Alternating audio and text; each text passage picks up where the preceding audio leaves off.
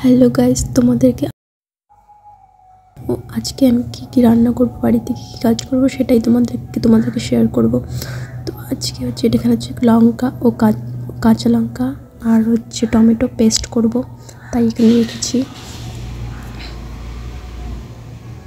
আর এখানে হচ্ছে কিছু টমেটো ছিল, সেই টমেটোটা পেস্ট করব। টমেটো আর এখানে আদাটা পেস্ট করে দিব, আদা আর টমেটোটা একসাথে পেস্ট করব। তোমরা শুধু দেখো ভিডিওটা। তারপর গাইস আমার পেস্ট করা হয়ে গেছিলো। তো পেস্ট করে আমি স্নান করতে গিয়েছি, স্নান করে আমি পুজো টুজো দিয়ে তারপরে আসবো রান্না করতে।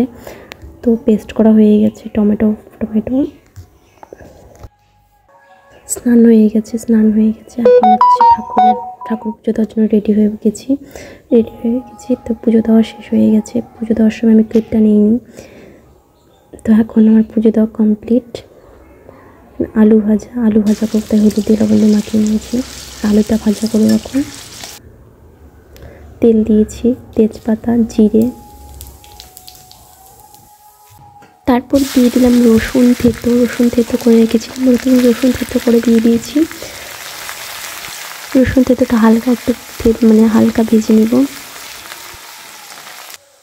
রসুনটা ভাজা হয়ে গেছে, এবার আমি পেঁয়াজ কুচি দিয়ে দিব।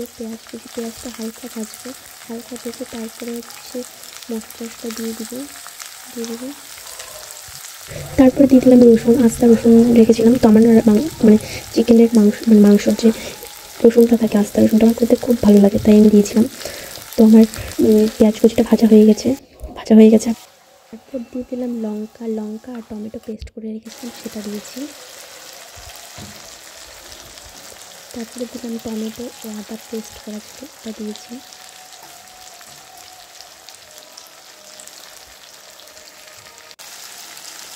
তারপরে হলুদ দিয়ে দিলাম। তারপরে আমার মশলাটা প্রায় ভাজা হয়ে গেছে। এখন চিকেন দিয়ে দিব, লবণ দিয়ে দিলাম। তারপর দিয়ে দেবো চিকেন।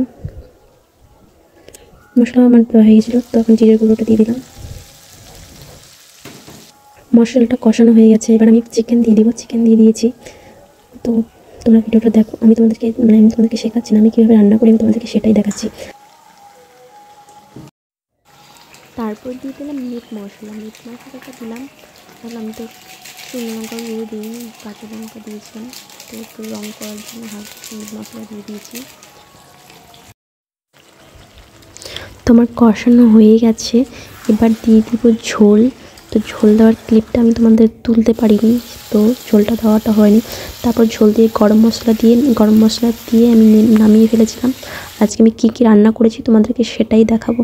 তো দেখো তোমরা, এটা হচ্ছে চিকেন রান্না করেছিলাম।